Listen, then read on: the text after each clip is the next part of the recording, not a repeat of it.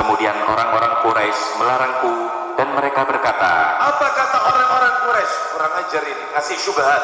Apa syubhatnya? Silakan. apakah engkau akan menulis segala sesuatu yang engkau dengar, sementara Rasulullah Sallallahu Alaihi Wasallam adalah seorang manusia yang berbicara dalam keadaan marah dan senang? Stop. Kata orang-orang Quraisy, masa semua yang Nabi ucapkan kamu tulis? Bukankah nabimu itu manusia biasa yang terkadang berbicara dalam keadaan senang, kadang bicara dalam keadaan marah? Masa semua ditulis? Maka lanjut, aku berhenti menulis hadis. Silakan. Aku pun tidak menulis lagi. Aku pun tidak menulis, berhenti. Setelah dilaporkan kepada Rasul, lanjut. Kemudian hal itu aku ceritakan kepada Rasulullah Sallallahu Alaihi Wasallam. Maka Nabi mengangkat satu jari telunjuknya yang diarahkan ke mulut beliau sendiri sambil Nabi berkata, ayo. Beliau lalu berisyarat dengan meletakkan jarinya pada mulut, lalu bersabda, Fawalladhi nafsi biyadi, uktub, kata Nabi, uktub. Fawalladhi nafsi biyadi, ma yakhruju minhu illa haqqa. Silakan. tulislah, Tulis, tetap tulis. Kenapa? demi jiwaku yang ada di tangannya. Jadi Nabi bersumpah dengan memakai nama Allah, demi jiwaku yang ada dalam genggamannya Allah, tidak ada satupun yang keluar dari mulutku ini. Silakan. Tidaklah keluar darinya mulut kecuali kebenaran. Tidak ada satupun yang keluar dari mulutku ini pasti benar.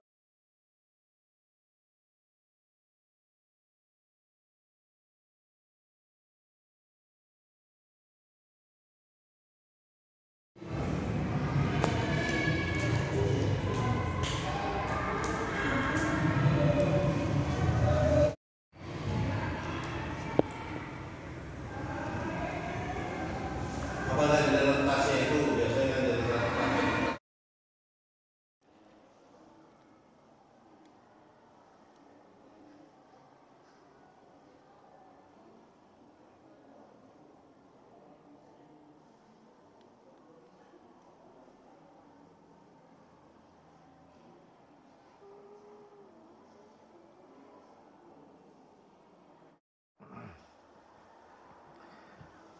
Assalamualaikum warahmatullahi wabarakatuh.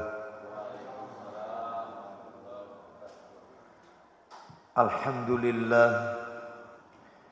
alhamdulillahi hamdan katsiran tayyiban mubarakan fi kama yuhibbu rabbuna wa yarda. Wa ashhadu an la ilaha illallah wahdahu la syarika lah wa ashhadu anna Muhammadan abduhu wa rasuluh. Ya ayyuhalladzina amanu taqullaha haqqa tuqatih ولا تموتن إلا وأنتم مسلمون أما بعد فإن أصدق الحديث كتاب الله وخير الهدي هدي محمد صلى الله عليه وسلم وشر الأمور محدثاتها وكل محدثة بدعة وكل بدعة ضلالة وكل ضلالة في النار. Ikhwan wa akhwati fillah, bapak-bapak, ibu-ibu, kaum muslimin dan muslimah, jamaah Majelis Taklim Masjid Pondok Mutiara Sidoarjo yang semoga dimuliakan oleh Allah Subhanahu wa taala. Kepada segenap pengurus yayasan dan takmir Masjid Pondok Mutiara Sidoarjo yang semoga dirahmati oleh Allah Subhanahu wa taala. Puji dan syukur tidak henti-hentinya selalu kita panjatkan kepada Allah Subhanahu wa taala atas segala karunia nikmat yang telah Allah berikan kepada kita. Di antara sekian banyak kenikmatan-kenikmatan tersebut yang kita rasakan pada sore hari ini adalah nikmat sehat, nikmat diberikannya kita kemudahan dan kesempatan untuk mengoptimalkan ibadah kepada Allah di bulan yang mulia dan di hari yang mulia pula. Kita sedang berada di bulan yang mulia, yaitu bulan yang disucikan oleh Allah, yang disebut dengan Syahrul Haram, bulan haram, bulan yang dimuliakan oleh Allah. Sebagaimana ketika kita mengatakan Masjidil Haram, masjid yang disucikan, masjid yang dimuliakan, maka ada pula yang namanya Syahrul Haram, bulan mulia, bulan suci. Dan kita sedang berada di dalamnya, yaitu bulan Zulqa'dah. Ketahuilah Bapak Ibu sekalian, bulan yang disucikan oleh Allah itu ada empat bulan. Sebagaimana disebutkan oleh Allah di dalam Al-Quran dan di dalam hadis Nabi Sallallahu Alaihi Wasallam. Mari kita dengarkan ayatnya, firman Allah tentang bulan-bulan haram, bulan-bulan suci. Kita lihat di surat nomor 9 At-Taubah, ayatnya ayat 36, surat ke-9 ayat 36. Allah Ta'ala berfirman, Inna iddatash syuhuri 'inda. Baik, silakan kita dengarkan penggalan ayatnya ya. At-Taubah ayat 36. Sebenarnya ayat ini masih panjang. Silakan. Sesungguhnya jumlah bulan menurut Allah ialah 12 bulan. Jumlah bulan yang ada pada sisi Allah 12 bulan. 12 bulan tersebut bukan Januari sampai Desember Bapak Ibu, tetapi 12 bulan tersebut terhitung dari Muharram, Safar, Rabiul Awal, Rabiul Akhir, Jumadil Ula, Jumadil Tsani, Rajab, Sya'ban, Ramadan, Syawal, Zulqa'dah, Zulhijjah. Baik, 12 bulan ya. Lanjut teruskan. Sebagaimana dalam ketetapan Allah pada waktu Dia menciptakan langit dan bumi. Jadi 12 bulan ini sudah ditetapkan oleh Allah saat Allah menciptakan langit dan bumi. Lanjut teruskan. Di antaranya ada 4 bulan haram. Nah, di antaranya ada 4 bulan haram, 4 bulan suci. Yang menarik itu kalimat berikutnya. Apa kata Allah Azza wa Jalla? Silakan. Maka janganlah, itulah ketetapan agama yang lurus. Dzalika dinul qayyim. Berikutnya, maka janganlah kamu menzalimi dirimu dalam bulan yang 4 itu. Tuh, ada kalimat, janganlah engkau berbuat kezaliman pada 4 bulan tersebut. Artinya Bapak Ibu, kata para alim ulama, sekecil apapun dosa yang kita lakukan pada 4 bulan ini, Zulqa'dah, dan nanti kita sebutkan yang 4 bulan ini apa saja. Sekecil apapun dosa yang dilakukan seorang hamba pada 4 bulan tersebut, maka dosanya tetap dianggap besar Bapak Ibu. Sebaliknya, sekecil apapun perbuatan kebajikan yang kita lakukan di bulan yang 4 itu, maka ganjarannya tetap dilipat gandakan oleh Allah Azza wa Jalla. Makanya luar biasa, ternyata 4 bulan ini tidak ada di dalam Al-Quran, namanya tidak disebut. Ternyata disebutkan di dalam hadis Nabi Sallallahu Alaihi Wasallam. Di mana itu? Silakan bisa dibuka di Muslim, Sahih Muslim, nomornya 1665, 1665. Kita dengarkan. 4 bulan tersebut Nabi menjelaskan apa yang ada isi di dalam Al-Quran. silakan. Ketemu 1665. Ya, silakan. Dari Abu Bakar radhiyallahu an, dari Nabi sallallahu alaihi wasallam, sabdanya, Isinya, sesungguhnya masa beredar sama keadaannya ketika Allah Ta'ala menjadikan langit dan bumi, terus yaitu setahun 12 bulan. lanjut. 4 diantaranya adalah bulan haram. Nah, 4 diantara dari 12 bulan itu bulan suci, bulan haram. Apa saja itu? 3 bulan diantaranya, Di mana 3 diantaranya berturut-turut, yaitu Dzulqa'dah, terus, Dzulhijjah, terus. dan Muharram. Jadi dari 4 bulan ini yang 3 bulan berurutan. Yang pertama Dzulqa'dah. Sekarang kita berada di bulan Dzulqa'dah ini dan kita sudah masuk 10 Dzulqa'dah ini. Ya. Bapak Ibu sekalian, Dzulqa'dah bulan yang ke-11 dari penanggalan kalender Hijriah. Yang nomor 2, Sedangkan bulan Rajab, loh, jangan teruskan. Dzulqa'dah terus Dzulqa'dah, Dzulhijjah, Dzulhijjah bulan ke-12 dari penanggalan kalender Hijriah. Lalu yang ketiga yang berurutan, lanjut, dan Muharram. Muharram bulan yang pertama dari kalender Hijriah. 11, 12, 1. Sedangkan yang nomor 4 letaknya agak jauh, mendekati bulan Sya'ban. Bulan apakah dia? Silakan. Sedangkan bulan Rajab, Rajab, ya, bulan Rajab. Jadi yang masuk nominasi bulan suci itu dari 12 bulan ya cuma 4. Dzulqa'dah, Dzulhijjah, Muharram, Rajab. Loh, Ramadan nggak masuk? Nggak. Ramadan memiliki keutamaan dan penamaan tersendiri.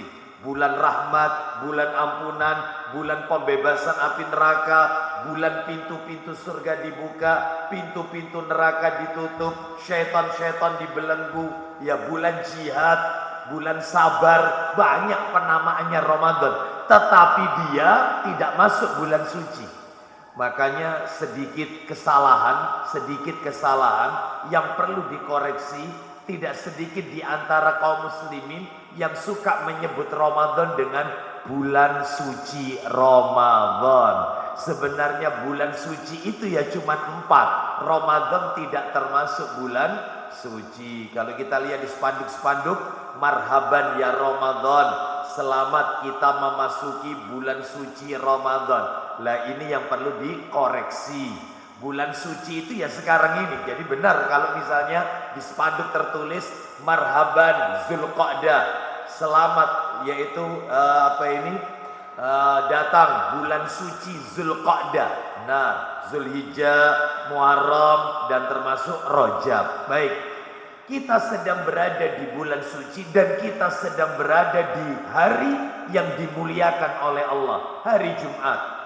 Hari di mana Nabi Adam alaihissalam diciptakan oleh Allah, hari di mana Nabi Adam alaihissalam dikeluarkan oleh Allah dari surga, hari di mana taubatnya Nabi Adam diterima oleh Allah, hari di mana Nabi Adam diwafatkan oleh Allah Azza wa Jalla, hari di mana tidak akan pernah terjadi kiamat kecuali di hari itu.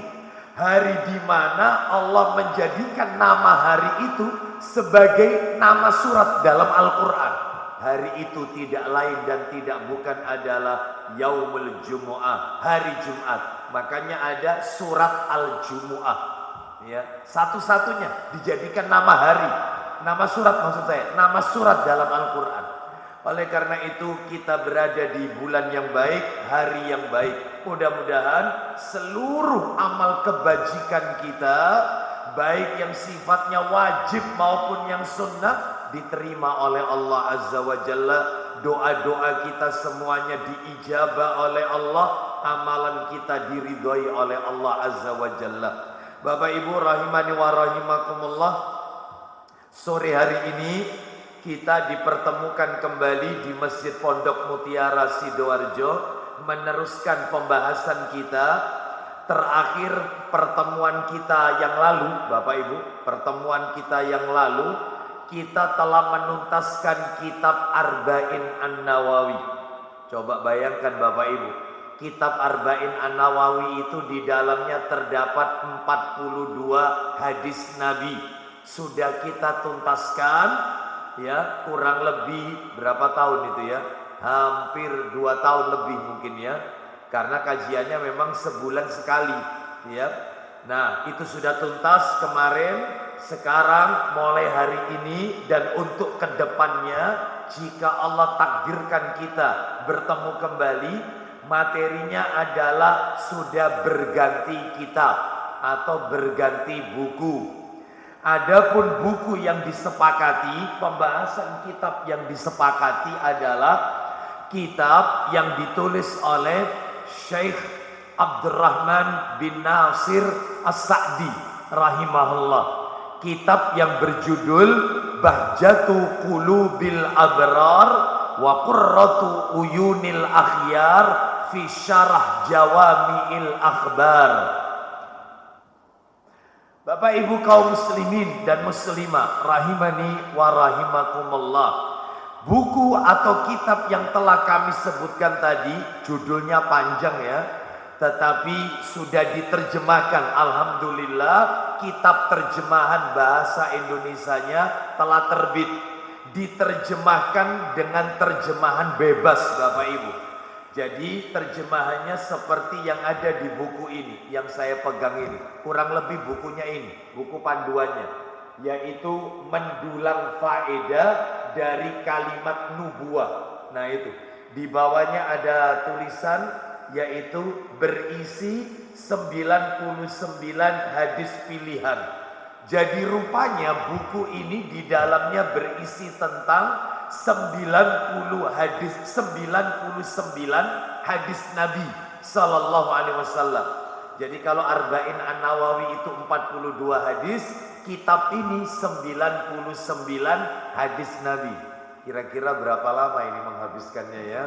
Nah, dan alhamdulillah buku ini juga sudah ada penjelasannya, sekalipun ringkas Bapak Ibu penjelasannya. Ya, baik. Sebelum kita masuk di buku ini, sore hari ini saya lebih banyak berbicara tentang muqaddimahnya dulu. Muqaddimah dari kitab ini, ya. Bapak Ibu kaum muslimin dan muslimah rahimani wa rahimakumullah. Ada 2 hal yang ingin kami sampaikan, 2 hal. Yang pertama, saya akan menyampaikan biografi singkat penulis. Biografi singkat penulis kitab ini, Syekh Abdurrahman bin Nasir As-Sa'di rahimahullah. Yang kedua, kita akan berbicara seputar hadis. Ya. Apa itu hadis, apa manfaatnya hadis, kenapa harus belajar hadis, apa keutamaannya orang itu kalau suka menghafalkan hadis-hadis Nabi. Nah itu nanti nomor 2 itu, seputar hadis. Ya. Sekarang yang kita bahas dulu adalah ibarat kata pepatah, tak kenal maka tak sayang. Bagaimana kita bisa mencintai kitab ini, buku ini yang akan kita bahas rutin sebulan sekali, kalau kita tidak mengenal penulisnya. Nah ini ya, siapa beliau ini? Bapak Ibu sekalian, singkat saja ya, ringkas saja. Biografi singkat Syekh Abdurrahman bin Nasir As-Sa'di. Ya, ada 4 yang perlu kita ketahui tentang beliau. 4 yang perlu kita ketahui tentang penulisnya, tentang beliau rahimahullah. Yang pertama, nama dan nasabnya. Nama dan nasabnya. Yang pertama. Yang kedua, kelahirannya. Lahir kapan? Yang kedua. Yang ketiga, guru dan murid-muridnya serta kitab-kitab karangannya. Nah itu. Tapi tidak semua ya, ringkas saja. Guru dan murid-muridnya serta kitab-kitab karangan beliau rahimahullah, Syekh Abdurrahman bin Nasir As-Sa'di rahimahullah. Dan yang terakhir nomor 4, wafatnya beliau. Wafat beliau. Yang pertama Bapak Ibu, ringkas saja ya, ringkas saja. Nama dan nasabnya. Nama dan nasabnya. Beliau ini Bapak Ibu, nama lengkapnya, lengkap ya, Abu Abdillah. Karena beliau berkunya Abdillah, karena memiliki putra Abdillah, ya, Abu Abdillah. Abu Abdillah Abdurrahman bin Nasir bin Abdullah bin Nasir As-Sa'di rahimahullah. Itu nama lengkapnya.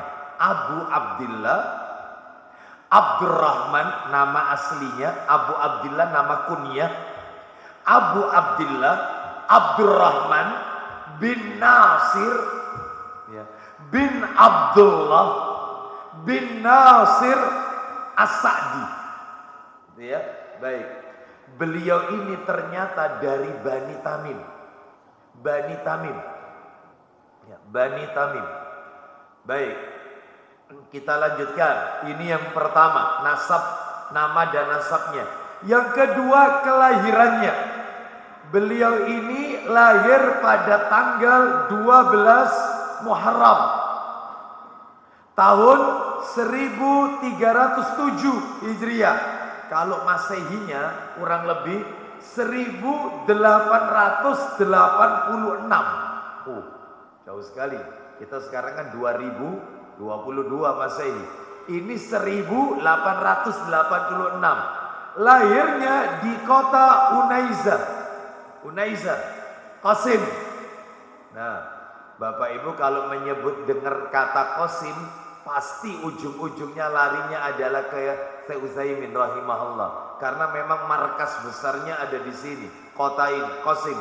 Ya.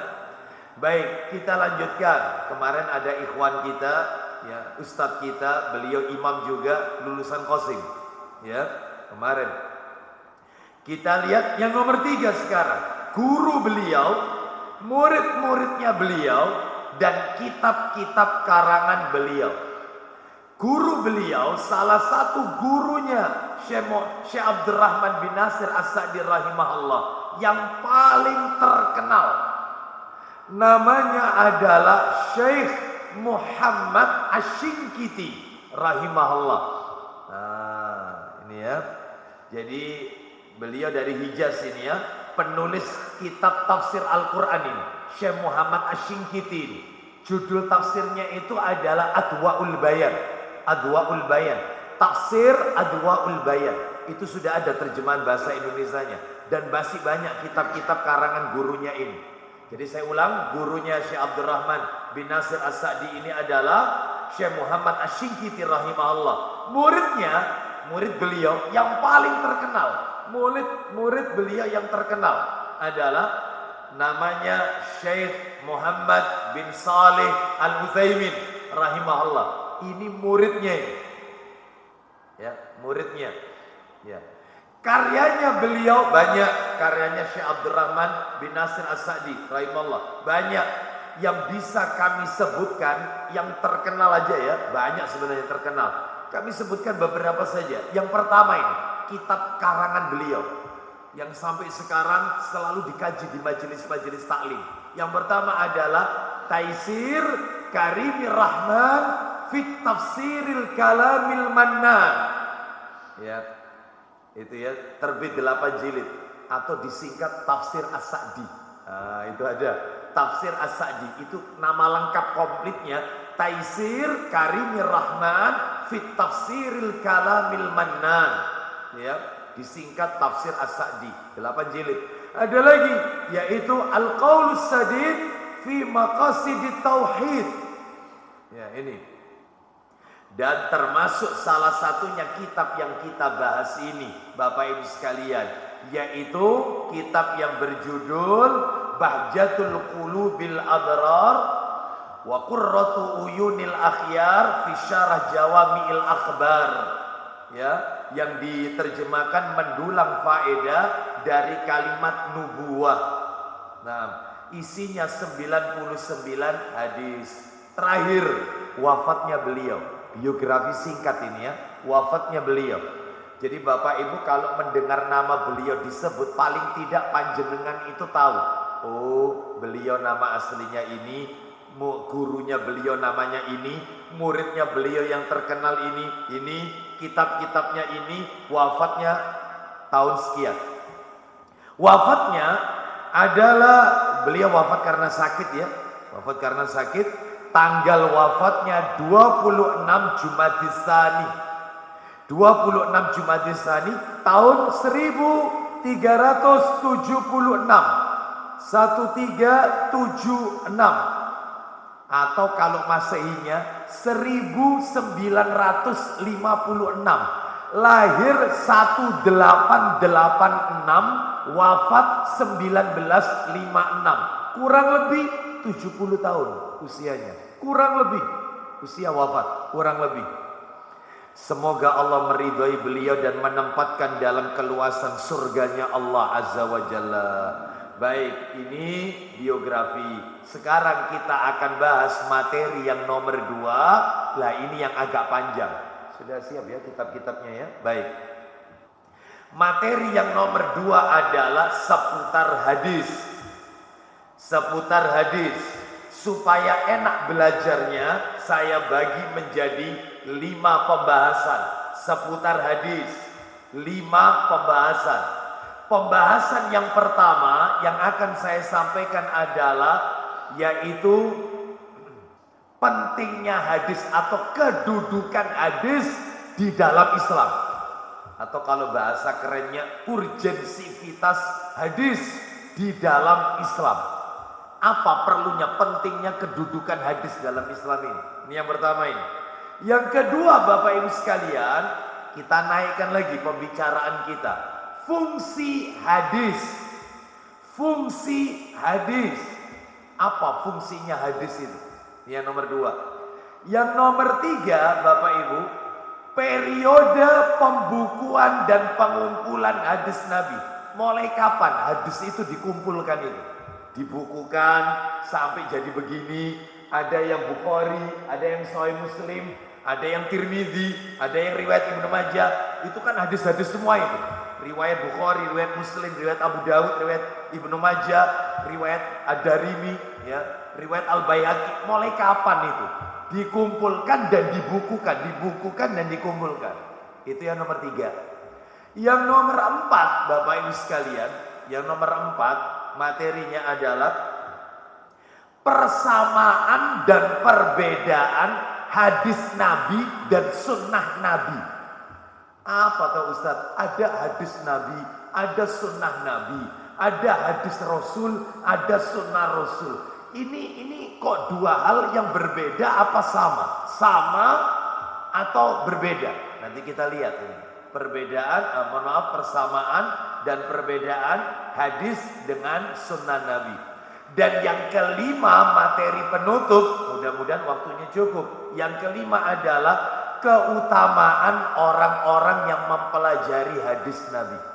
Apa istimewanya? Orang itu suka belajar hadis, bukan hanya belajar, dihafalkan, terus diamalkan. Itu apa keutamaannya? Nanti kita akan bahas. Sekarang kita masuk yang pertama. Masih ingat yang pertama tadi apa? Kedudukan hadis Nabi di dalam Islam. Bapak Ibu kaum muslimin dan muslimah rahimani wa rahimakumullah, perlu Bapak Ibu ketahui bahwasannya yang namanya hadis Nabi itu sumber kedua di dalam hukum Islam setelah Al-Quran. Jadi kalau Bapak Ibu ditanya sumber hukum Islam itu ada berapa? Sumber hukum Islam itu ya 2. Yang pertama Al-Quranul Karim, yang kedua hadis-hadis Nabi.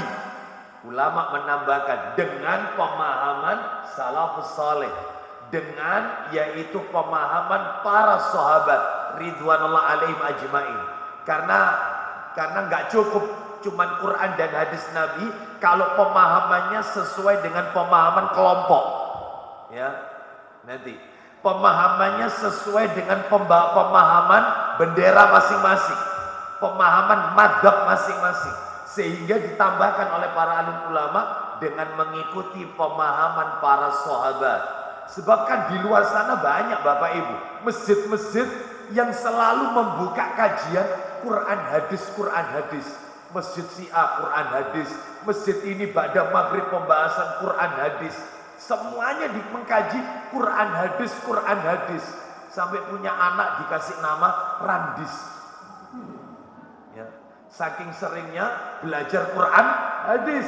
Pertanyaannya adalah mereka mempelajari Al-Quran, mereka mempelajari hadis Nabi itu dengan mengikuti pemahamannya siapa? Ya, seperti itu. Bapak Ibu sekalian, rahimani wa rahimakumullah. Sebab jangan kaget Bapak Ibu, di luar sana orang-orang yang menyimpang, mereka yang melakukan penyimpangan-penyimpangan itu juga pakai dasar Quran dan hadis. Quran dan hadis. Jangankan begitu, kelompok yang suka buat onar, ngebom sana, ngebom sini, buat kekacauan di sana dan seterusnya, mereka pakai Quran, mereka juga pakai hadis Nabi. Makanya yang ditanyakan adalah mereka memahami Quran itu pakai pemahamannya siapa? Ya, hadis Nabi yang mereka pelajari itu pakai pemahamannya siapa? Makanya harus dikembalikan kepada para sahabat. Makanya ditambah oleh para alim ulama dengan mengikuti pemahaman para sahabat. Baik, Bapak Ibu, saya ulang lagi ya. Al-Quran dan hadis itu sumber utama daripada agama Islam. Al-Quran dan hadis itu wahyu. Wahyu. Makanya Bapak Ibu, Nabi memberikan ancaman. Barang siapa yang tidak mengikuti Al-Quran dan hadis Nabi, maka sudah dipastikan hidupnya tersesat. Mana dalilnya? Mana dalil yang menunjukkan tidak mengikuti Al-Quran dan tidak mengikuti hadis Nabi, hidupnya akan tersesat? Dalil, coba dibuka Sahih Bukhari, nomornya 40. Sahih Bukhari, mohon maaf, bukan Bukhari, Sahih Targhib maksud saya. Sahih Targhib. Sahih Targhib wa Tarhib nomor 40, jilid 1, riwayat Al-Hakim itu, nomor 40.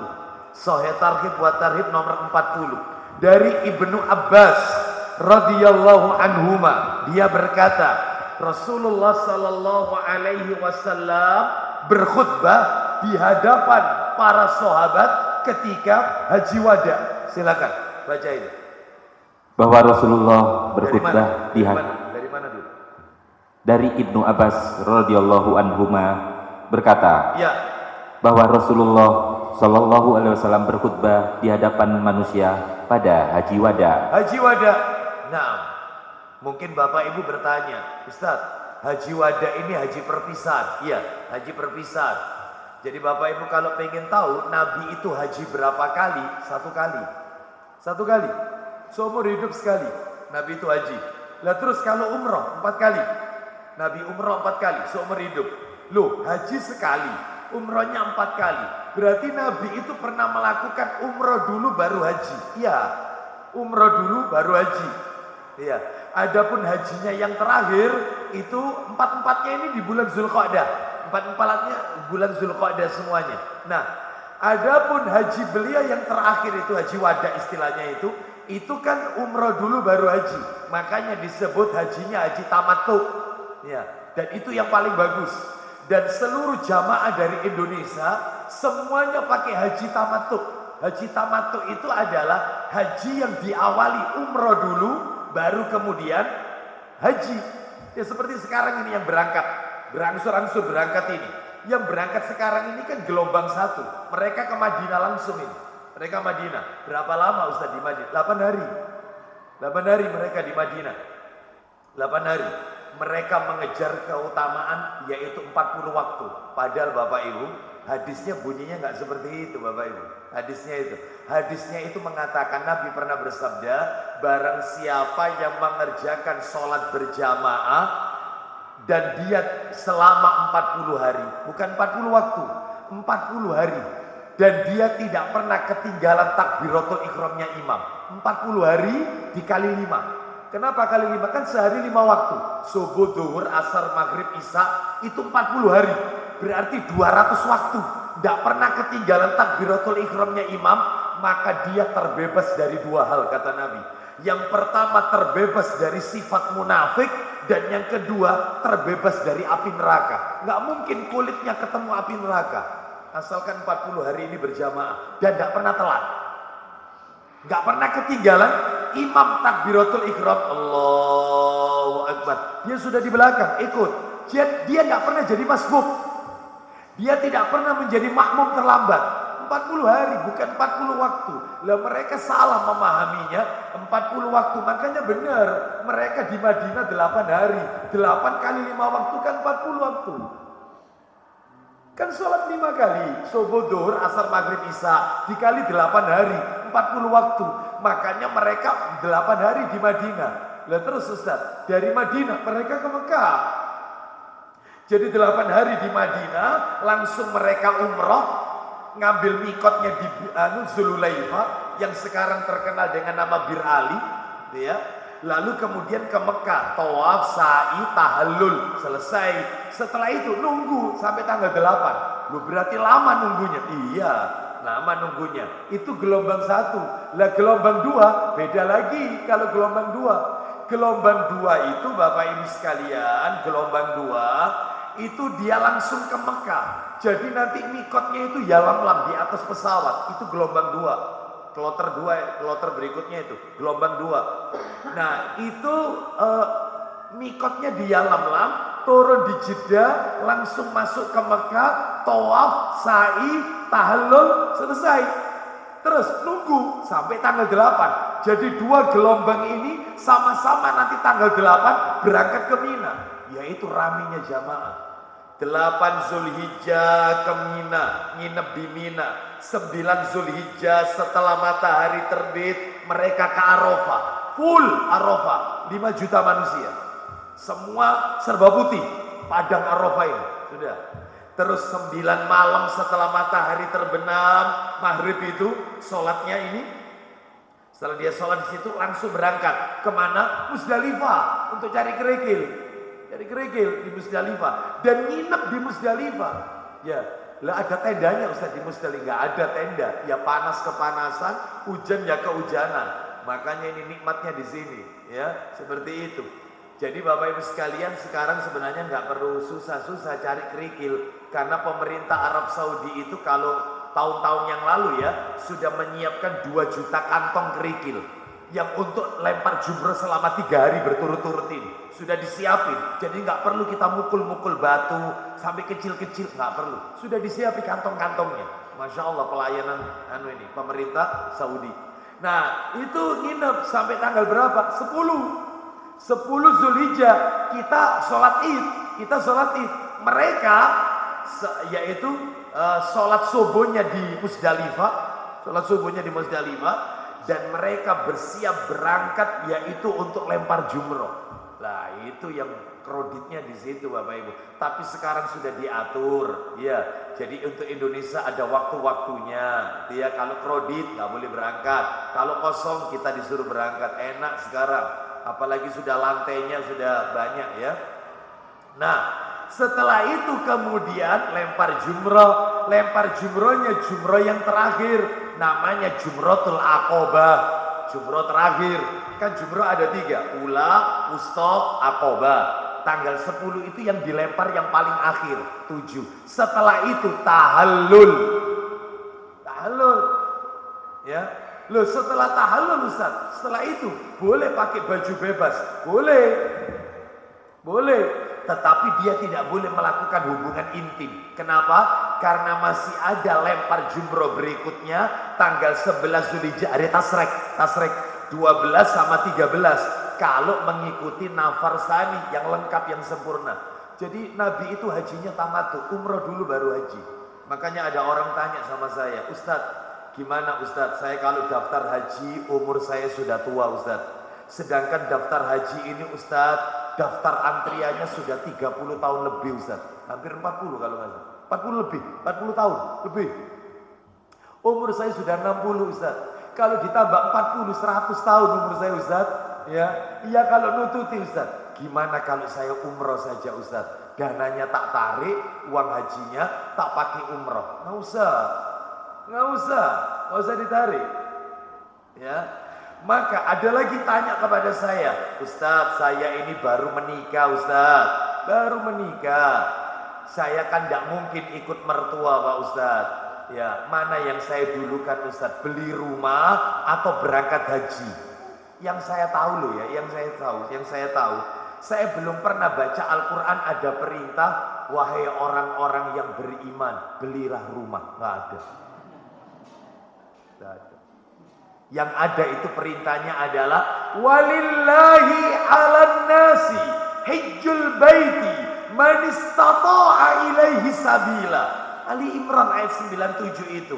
Dan di antara kewajiban manusia kepada Allah adalah mengerjakan haji, wajib itu. Ya. Bagi mereka yang memiliki kemampuan untuk melakukan perjalanan ke Baitullah. Itu Bapak Ibu. Sehingga dalam hal ini nggak usah kita umrah dulu, haji aja, daftar haji, daftar. Yang penting dapat nomor porsi. Berapa untuk dapat nomor porsi? 25 juta. Daftar. Yang penting dapat nomor porsi. Loh Ustaz berangkatnya 40 tahun lagi. Nggak apa-apa. Nggak apa-apa. Yang penting sudah ada tekad. Nanti ada saja rezeki. Dan saya punya jamaah beberapa. Saya nggak sebut nama. Betul. Dibuktikan. Benar Ustaz. Benar. Saya ini sudah tua Ustaz. Umur saya ini sudah kepala 6 Ustaz. Tetap saya daftar. Kan nggak mungkin Ustaz. Kita ini kapan meninggal nggak tahu. Bahkan kalau saya misalnya ditakdir berangkat, nggak mungkin lah Ustaz, sama pemerintah diizinkan usia sudah seperti ini, sudah sangat tua seperti itu, tapi tetap saya daftar.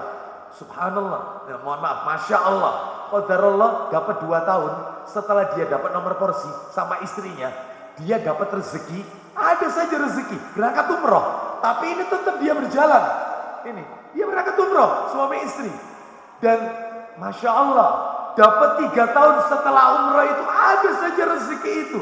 Dia mengumpulkan uang bisa berangkat haji plus. Sehingga daftar dia ketika haji itu ditarik, haji reguler ditarik, dikumpulkan sama tabungannya dia berangkat haji cuman antri cuman setahun. Berangkat suami istri. Jadi nggak pakai nunggu puluhan tahun. Makanya dulu kan haknya Allah. Dulu kan termasuk yang tadi pilihan beli rumah atau haji. Haji meskipun belum punya rumah. Nanti akan ada saja rezeki itu Allah ganti. Ya, karena orang menunaikan ibadah haji ini, maka Allah akan berikan kemudahan rezekinya ya, kepada hamba-hambanya. Oleh karena itu maka tidak perlu takut. Ya, dan kalau bisa kalau daftar, kalau punya uang langsung daftar, nggak usah talangan, nggak usah. Ya, berangkat haji kok utang, nggak usah.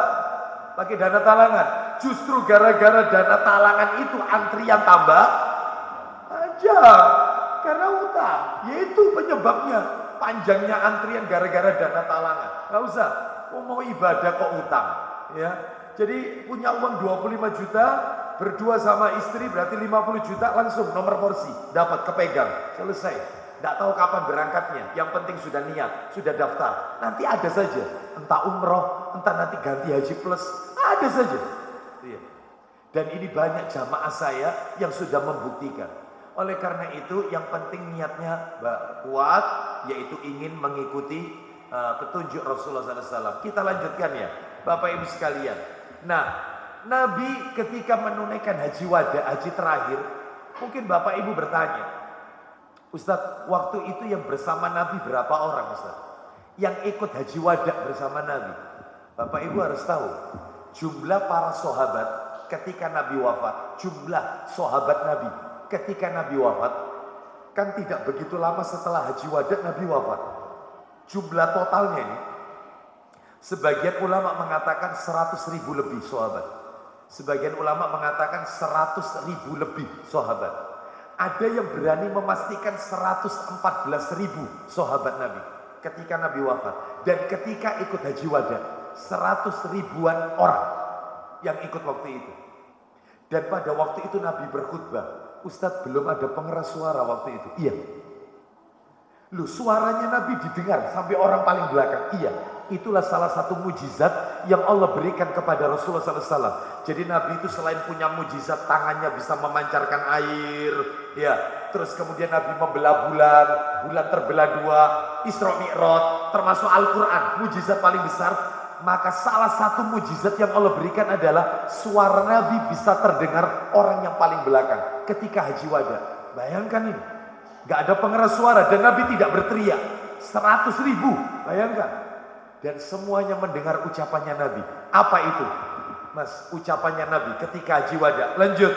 Inni qad taraktu fikum ma ini tasamtum bihi falan tadillu abadan kitaballahi wa sunnatan nabihi sallallahu alaihi wasallam. Silakan, ayo. Sesungguhnya setan telah berputus asa untuk disembah di tanah negeri kalian. Baik, belum poinnya, lanjut. Akan tetapi dia rela ditaati dalam perkara selain itu dari amal-amal yang kalian anggap remeh. Baik, jadi kata Nabi SAW, sesungguhnya syaitan telah putus asa mengajak kalian untuk nyembah berhala.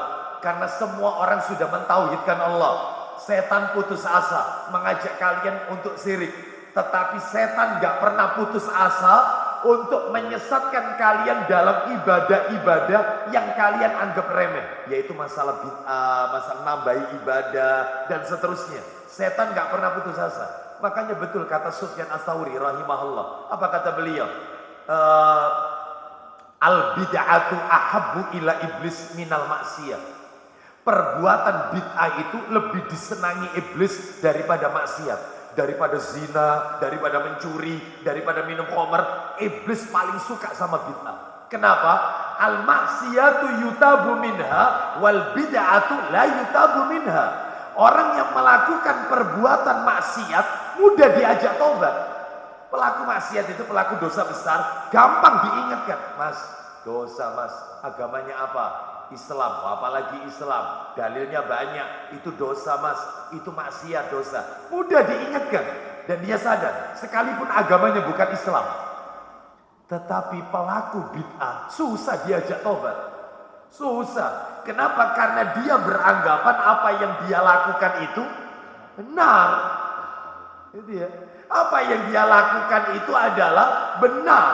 Ya. Masa nggak boleh zikir berjamaah, masa tidak boleh melakukan ini itu macam-macam lah, ya seperti itu. Maka iblis paling suka dengan perbuatan-perbuatan yang seperti ini. Itu sudah Nabi sebutkan itu ketika Hajjatul Wada. Teruskan, lanjut, silakan. Maka berhati-hatilah. Oh, terus.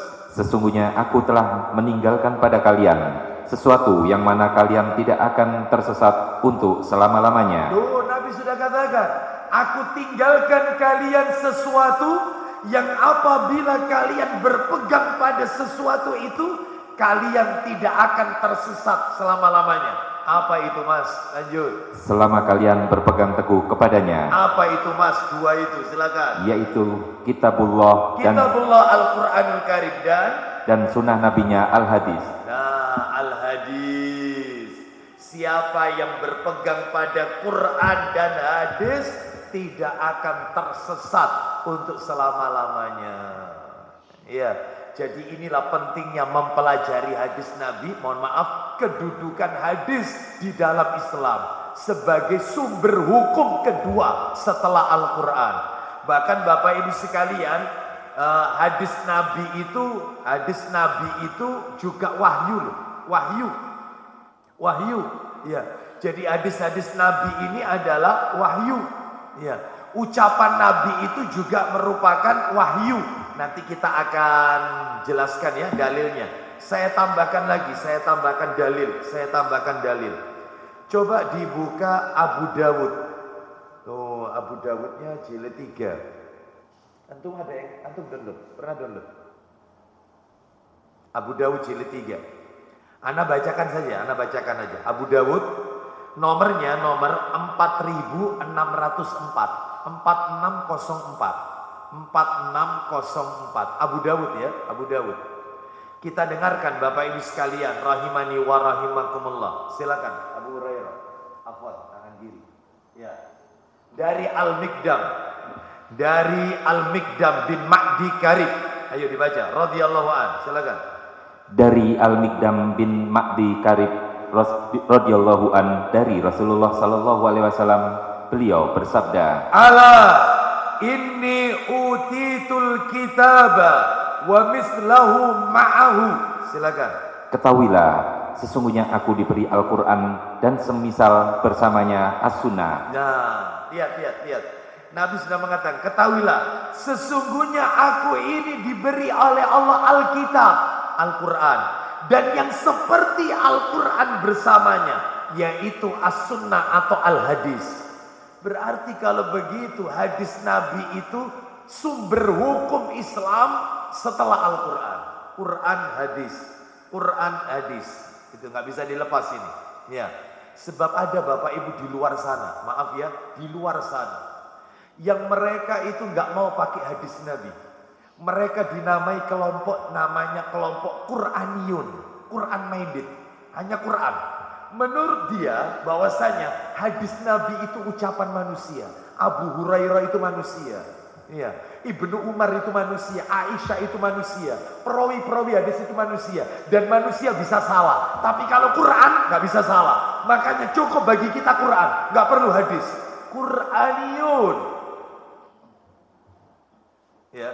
Sebab saya pernah menjumpai orang seperti ini. Ada seorang ustadz, ya, yang dia nggak mau pakai hadis kalau taklim. Ya, saya nggak sebut nama ya. Satu saat ketika di daerah mana ini,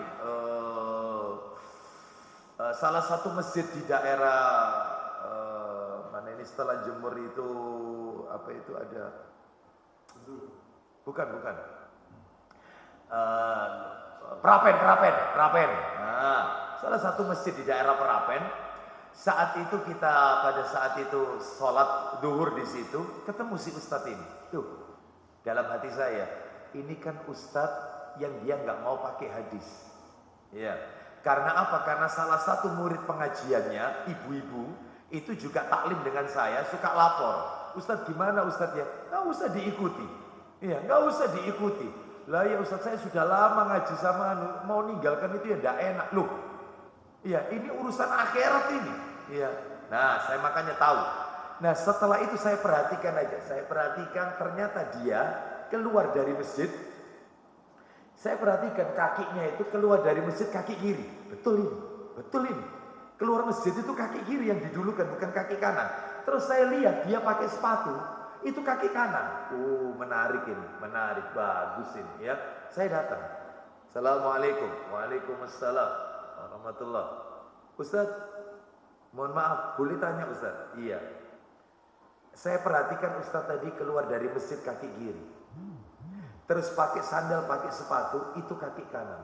Pertanyaan saya Ustadz, ada nggak di dalam Quran ini Ustadz? Ada nggak ajaran seperti ini dalam Quran? Saya mau tanya. Dia lihat saya, pergi. Saya nggak dijawab, pergi. Saya tanya, ada nggak di Quran?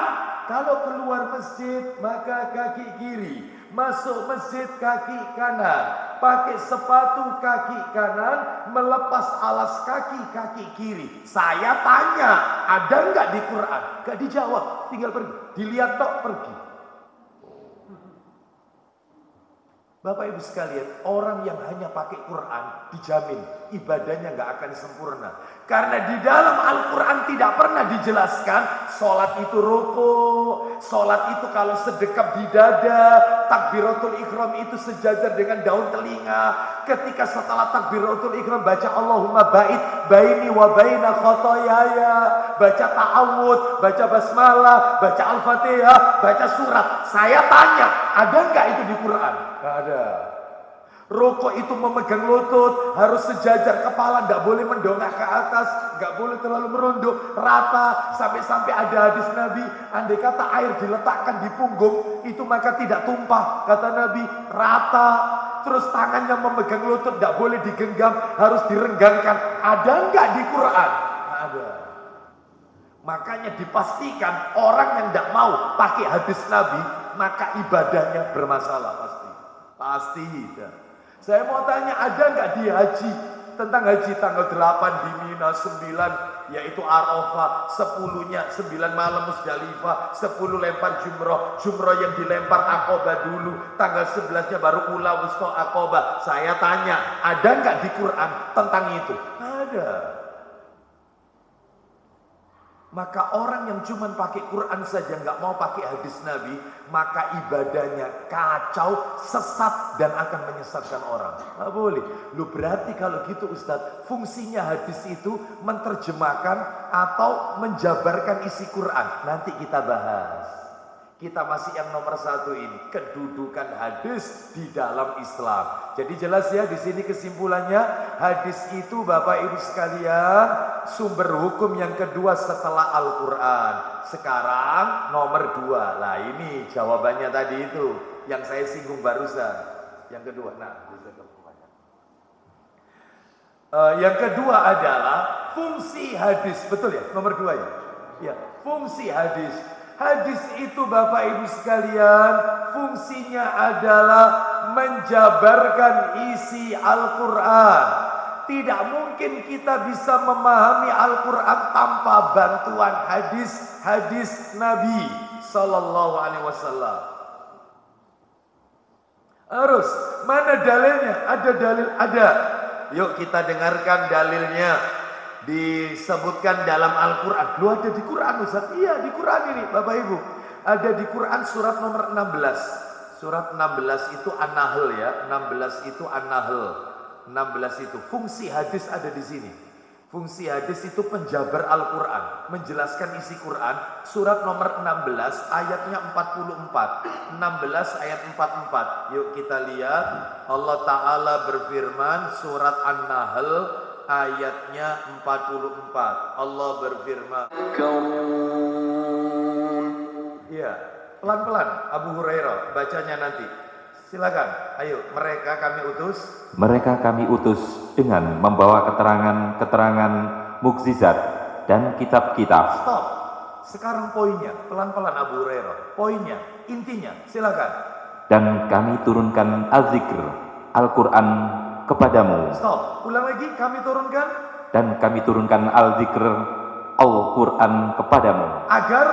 Agar engkau menerangkan kepada manusia. Nah, Bapak Ibu sekalian, yang perlu digarisbawahi di sini adalah kalimat kami turunkan kepadamu Al-Quran agar kamu, hai Nabi, maksudnya itu, agar kamu, Nabi, maksudnya Nabi kita, Nabi Muhammad SAW, agar kamu menerangkan kepada umat manusia.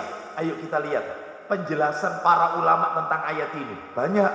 Saya akan bacakan fatwanya Ibnu Katsir rahimahullah. Al-Hafidz Ibnu Katsir rahimahullah berkata, ayat ini, An-Nahl ayat 44, ayat ini merupakan perintah Allah Azza wa Jalla kepada Nabi Muhammad sallallahu alaihi wasallam. Ini perintah ayat ini kepada Nabi kita agar merinci ayat-ayat yang masih mujmal, masih global. Jadi Nabi disuruh oleh Allah untuk merinci ayat-ayat yang masih global dan menerangkan kepada umat apa yang sulit bagi mereka terkait ayat itu. Ayat ini jelas. Ini Ibnu Katsir. Ya, saya akan ambil ini di dalam tafsir Ibnu Katsir juz yang kelima. Saya akan tambahkan lagi perkataan ulama Imam Syafi'i. Katanya di negeri kita ini mayoritas mazhabnya Syafi'i. Ayo, nih kita dengarkan ya Imam Syafi'i rahimahullah. Satu-satunya imam mazhab yang nasabnya ketemu sama Rasulullah. Ya Imam Syafi'i, lahir di Gaza ini. Lahir di Gaza, Palestina, Imam Syafi'i.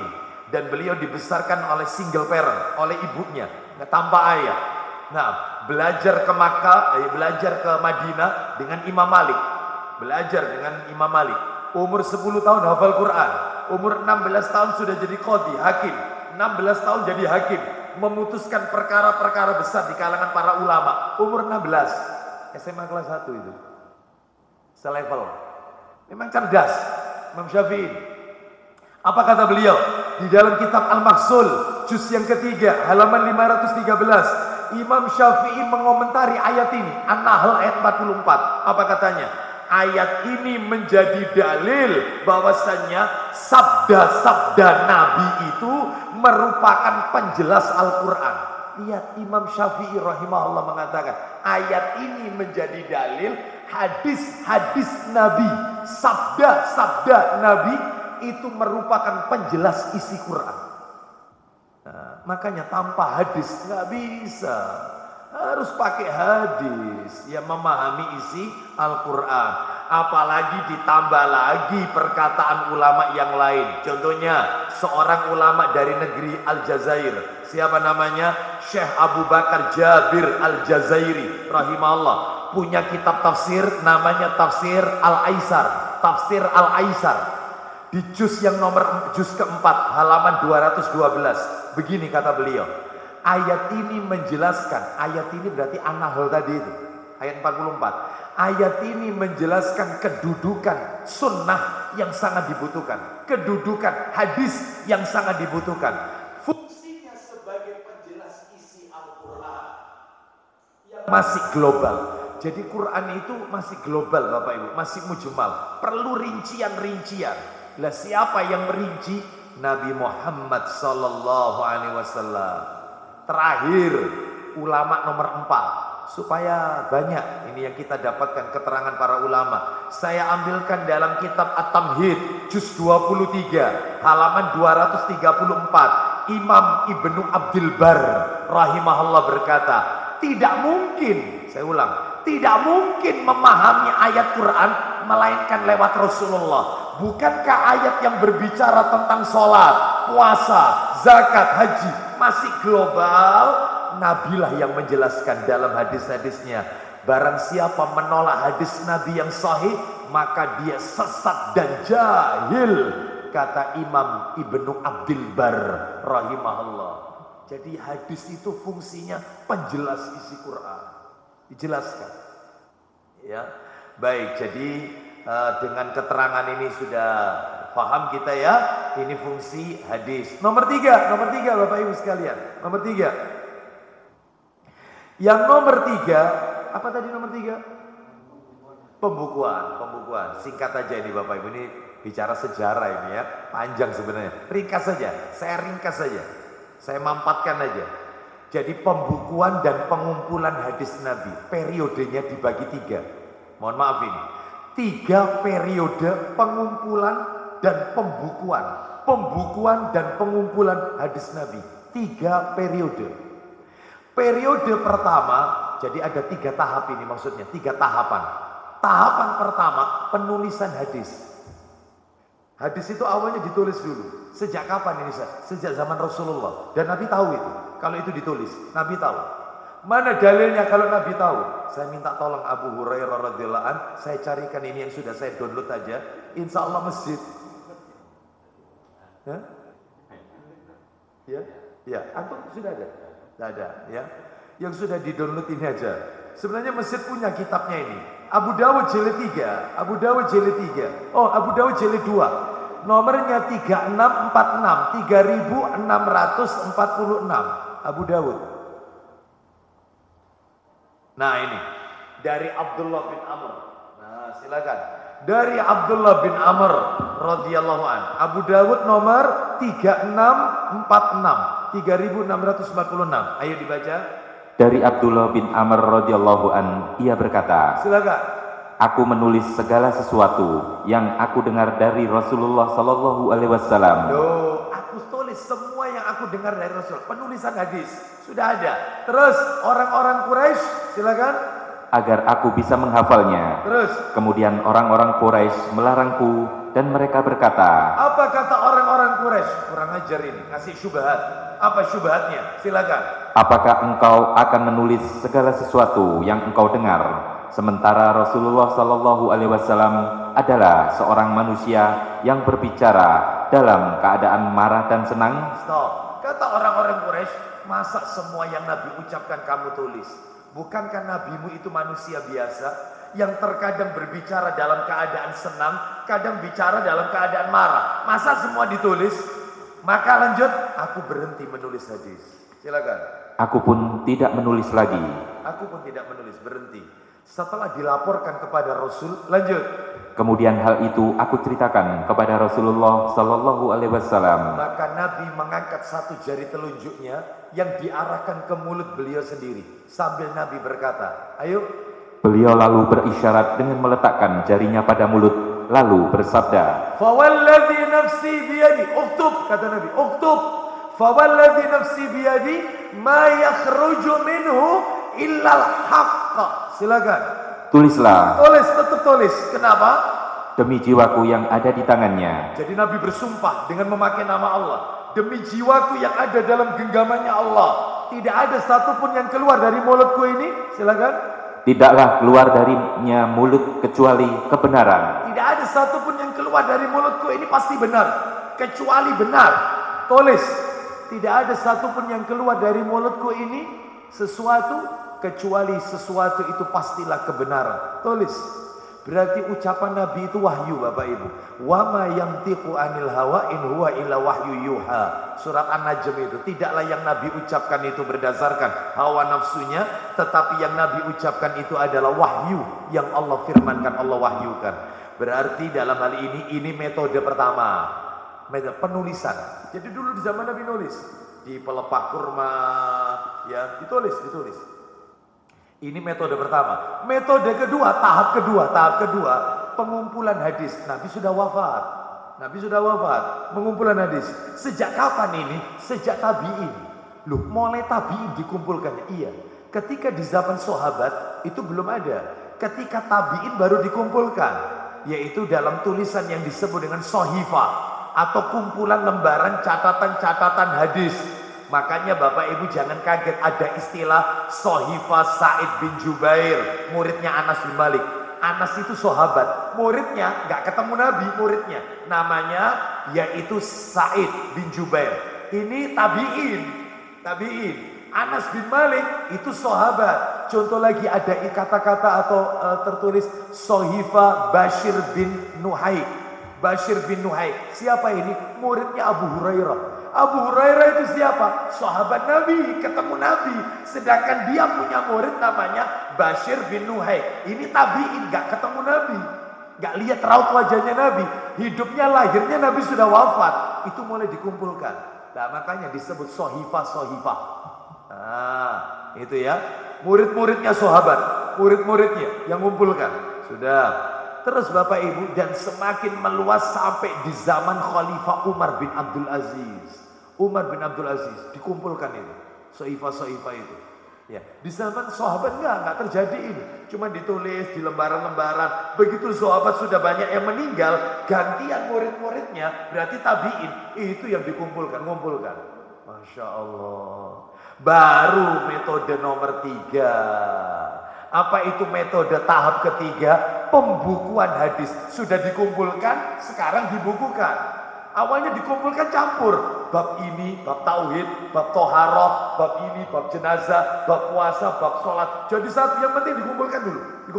Supaya tidak hilang hadis-hadis Nabi ini. Baru tahap ketiga adalah pembukuan hadis. Sejak zamannya siapa? Tabi'in, generasi berikutnya. Tabi'in banyak yang wafat, baru generasi terakhir tabi'in. Murid-muridnya tabi'in. Nah, itu baru membukukan hadis. Lalu kemudian dikumpulkan satu bab satu buku. Makanya lahirlah karya-karya besar di zaman itu tahun 3 Hijriah.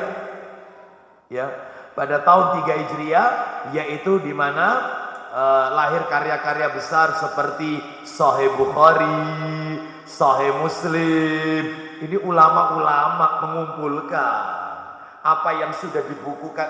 Apa yang sudah dikumpulkan itu dibukukan. Satu bab satu kitab. Bab apa? Tentang tauhid satu kitab. Bab ini. Terus sampai berkembang sampai sekarang. Ulama-ulama ahli hadis, di mana mereka telah wafat. Di antara Syekh Muhammad Nasiruddin Al-Albani rahimahullah. Betapa besar kontribusinya terhadap Islam. Sekarang sudah enak Bapak Ibu sekalian, sudah dipilah-pilah. Yaitu Tirmidzi, ada istilah Sahih Sunan Tirmidzi. Yang sahih-sahih saja. Riwayat Tirmidzi yang sahih-sahih saja. Riwayat Ibnu Majah, Sahih Sunan Ibnu Majah. Yang sahih-sahih saja. Yang dhaif maka disendirikan. Makanya jangan kaget ada kitab Dhaifu Sunan Tirmidzi, Dhaif Sunan Abu Dawud, riwayat Abu Dawud yang lemah-lemah. Jadi sekarang dipisah. Apalagi sekarang sudah ada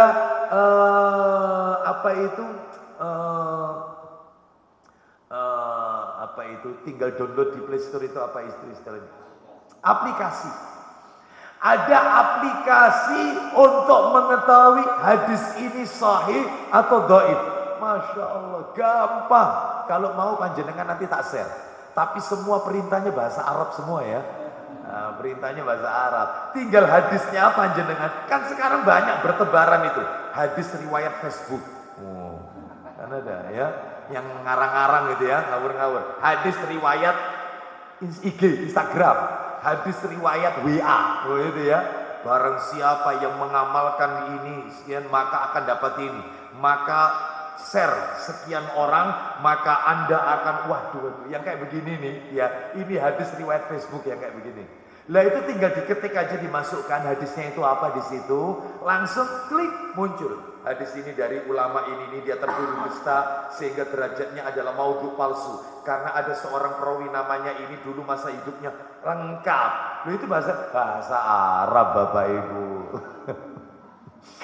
Ya bahasa Arab. Makanya kita yang tidak paham, alhamdulillah banyak ustadz-ustadz kita yang paham tentang hadis. Tanya sama beliau-beliaunya ya. Apalagi sekarang sudah dimudahkan, sudah diklasifikasi. Kitab-kitabnya dikasih sahih. Sahih yaitu Adabul Mufrad. Kitabnya Imam Bukhari yang tersendiri. Yaitu kitab tentang etika. Etika bertamu, etika bertetangga, etika dengan orang tua, etika dalam silaturahim. Semuanya pokoknya tentang adab, tentang etika. Namanya Adabul Mufrad. Sahih Adabul Mufrad. Sudah dikelompokkan. Ya, ada lagi Sahih Fadhail A'mal. Oh, ada. Bukan fadhail amal saja tapi ada sahihnya. Berarti sudah diperiksa betul. Riwayat-riwayat yang lemah dibuang, sedangkan yang sahih dicantumkan. Oh. Jadi sekarang ini enak belajar ya. Sudah ada di genggaman kita. Makanya HP itu jangan dipakai download game online. Ya, HP itu dipakai mendownload yaitu sesuatu yang bermanfaat. Baik, yang mendownload kitab-kitab para ulama. Wallahu a'lam wa bishawab. Ya, baik. Apalagi sekarang ada yang namanya aplikasi, ada yang namanya Maktabah Syamilah. Oh, itu tambah lebih enak lagi itu. Itu jutaan kitab itu. Kita tinggal ngetik tentang sholat, set, keluar semua. Yang kita cari apa tinggal diketik, set, nomor sekian, nomor sekian, nomor sekian. Tinggal di blog, sudah di copy, dipindah ke artikel. Selesai. Jadi sekarang semua ada di genggaman tangan. Semua aplikasi itu. Ya, tinggal kitanya saja mau belajar atau tidak. Nah, itu ya, baik. Nah, sekarang kita lanjutkan yang nomor berapa itu tadi tentang pembukuan, pengumpulan hadis. Ringkasnya begitu. 3. Sekarang yang nomor 4 ya. Nomor 4. Yang nomor 4 adalah persamaan dan perbedaan hadis dengan sunnah. Karena waktunya menjelang maghrib ini ya. Sesaat lagi maghrib ini ya. Nah, kita berbagi ilmu dengan Masjid Baitur Rahim Jenggolo Asri ya. Jadi saya cukupkan sampai di nomor 3. Nanti kita akan lanjutkan poin-poin berikutnya, yaitu yang keempat dan yang kelima pada kajian berikutnya insya Allah. Demikian Bapak Ibu sekalian yang bisa kami sampaikan. Semoga menjadi tambahan ilmu yang bermanfaat ya. Dan mudah-mudahan Allah memberikan keistiqomahan kepada kita untuk selalu menuntut ilmu. Demikian, mengingat waktunya mau maghrib dan juga materi belum kelar, kita langsung tutup saja dengan kafaratul majelis. Wassallallahu ala nabiyyina wa ala alihi wa sahbihi wasallam. Subhanakallahumma wa bihamdika asyhadu an la ilaha illa anta astaghfiruka wa atubu ilaik. Wa akhiru da'wana anil hamdulillahi rabbil alamin. Assalamualaikum warahmatullahi wabarakatuh. Ya,